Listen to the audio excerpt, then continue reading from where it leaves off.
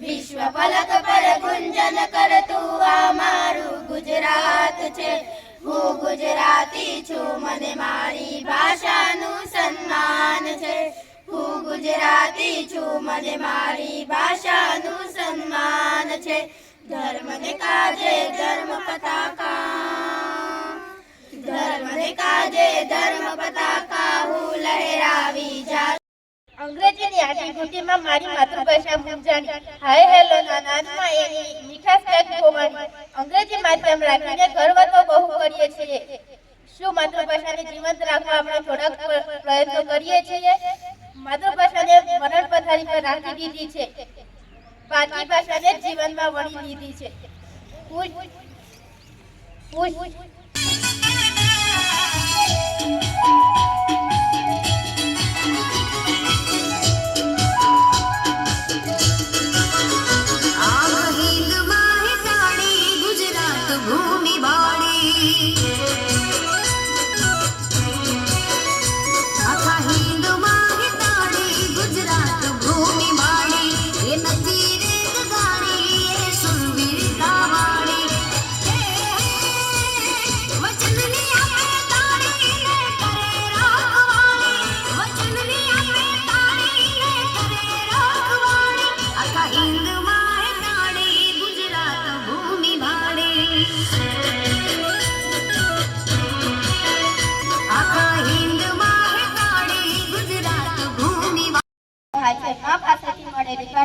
જે ભાષામાં બાળક હસી રડી, જે ભાષાનો શબ્દ બાળકને પ્રથમ સાંભળે, આગળ તેલું બોલવાનો પ્રયત્ન જે બાળકે કર્યા તે તેની માતૃભાષા. માતૃભાષા સંસ્કૃતિનું માધ્યમ છે. કલા, સાહિત્ય, સંગીત વગેરે માતૃભાષા દ્વારા જ વિકાસ પામે છે. બાળકની સ્વસૂઝ અને સર્જનશીલતા પણ માતૃભાષામાં જ ત્વરિત અને ગતિશીલ હોય છે. જે બાળક બીજી ભાષાના માધ્યમથી ભણે છે તેનો મૌલિકતાનો આંક ઘણો નીચો હોય છે. તે ગોખલી માહિતીના આધારે અધ્યયન કરતો હોવાથી પોપટી જ્ઞાન મેળવે છે. માટે બાળકને માતૃભાષાથી વંચિત રાખવો એ ખોટનો ધંધો કરવો સમાન છે. આજના દિને આપણે સૌ સંકલ્પ કરીએ કે આવનારી પેઢીને ની માધ્યમથી જ ભણાવીશું. અસ્તુ વંદે માતરમ. शान में कजलाश विजेता रहूं हरदम.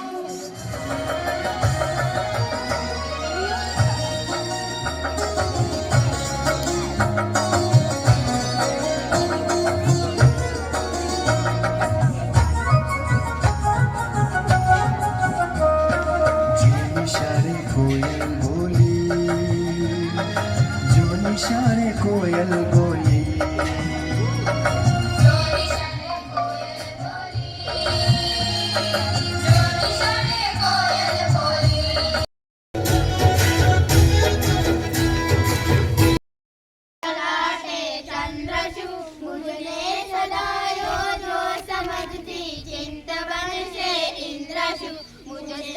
क्या मुझसी गति जानी लियो रस प्रेम थी तो सच बनशो ज्ञान थी सौंदर्य प्रेम थी तो प्रथम जाडो हूँ अने तू मां सदा मुझवास छे आ ज्ञान वीण हूँ अने तू तणो उपहास छे हूँ करूँ वांचू लखूं जोजो एम लखशो लेश तो महाभारती ना रम्य वदने लागती छे मेरजो नरमावती नैनाई કરી રહ્યા છીએ.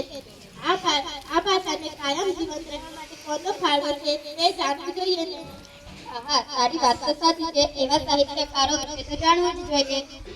હા, ચાલ શરૂ કરીએ. તો પ્રથમ આ છે ઝવેરચંદ મેઘાણી. તેમના વિશે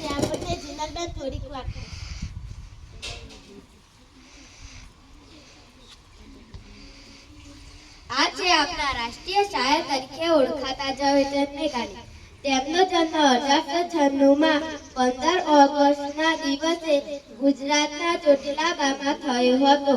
મોર બની થનકાટ કરે એ તેમનું લોકપ્રિય ગુજરાતી ગીત છે.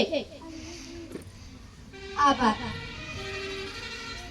મેઘાણી વિશે તો જાણ્યું, પણ તને ખબર છે ચારણકરના કવિતા એ પણ મેઘાણીએ જ લખી હતી. હા, હવે આપણે કાકા સાહેબ કાલેલકર વિશે જાણીએ. આ ગુજરાતી સાહિત્યકાર, નિબંધકાર અને પ્રવાસ લેખક હતા. તેમનો જન્મ મહારાષ્ટ્રના સાતારા ગામમાં થયો હતો. તેમના પુસ્તકના હિમાલયમાં પ્રવાસ લેખક અને રખડવાનો આનંદ ખૂબ પ્રખ્યાત થયેલ છે. ગાંધીજીએ તેમને સવાઈ ગુજરાતીનું બિરુદ આપ્યું હતું. આભાર. હા, આ બધા સાહિત્યકારો પાસે શબ્દ ભંડોળ કેટલું બધું હશે.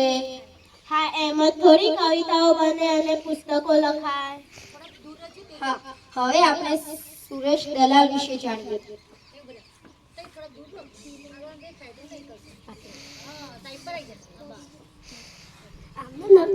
આનું નામ છે સુરેશ દલાલ. તેઓ ગુજરાતી ભાષાના કવિ, નિબંધકાર, બાળ સાહિત્યકાર અને સંપાદક હતા. તેમનો જન્મ 11 ઓક્ટોબર 1935ના રોજ શાળામાં થયો હતો. આપણી શાળામાં જે પ્રશ્ન ગવાય છે પર્વતતારા એવા સાહિત્યકારોના પુસ્તકો વાંચીશું ને ગુજરાતી ભાષાના પ્રત્યે ફરજ નિભાવીશું. પુરસ્કાર આપવામાં આવે છે. એવા પુરસ્કારો કયા કયા છે એના નામ કહેશે.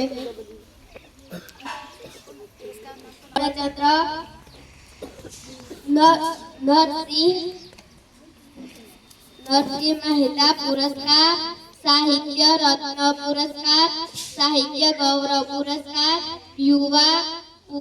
યુવા ગૌરવ પુરસ્કાર, ઝવેરચંદ મેઘાણી પુરસ્કાર. માટી છે માતા છે ગુજરાતની ધરતી વતનની એ માટી છે. એ માટીમાં મૂળ છે મારા, ભાષા મારી ગુજરાતી છે. ભાષા મારી ગુજરાતી છે. આપણે સાચવી જાણીએ, આપણને સાચવતીએ. આપણને સાચવી જાણીએ, આપણને સાચવતીએ. ધૂળ નથી છે કુળ આપણું, ભાષા મારી ગુજરાતી છે. ધૂળ નથી છે કુળ આપણું, ભાષા મારી ગુજરાતી છે. ભાષા મારી ગુજરાતી છે.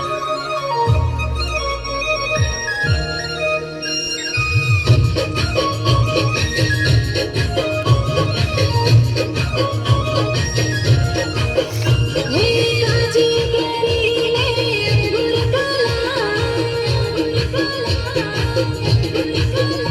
હે કાજી કરીને અંગુર સાહિત્યકાર અજીત, ધનશંકર ત્રિપાઠી, અદલ, વર્ધેશ્વર ખબરદાર, અનામી, રણજીતભાઈ પટેલ, કલાપી, સુરજજી ગોહિલ, ધૂમકેતુ,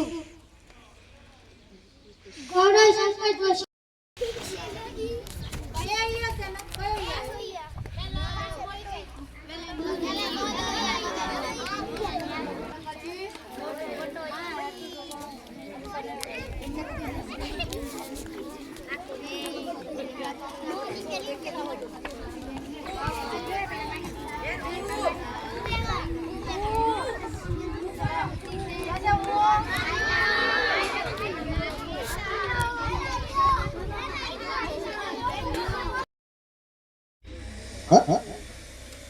ગુજરાતના આદિકવિનો કોણ ખ્યાલ છે કે ગુજરાતના આદિકવિ કોણ છે?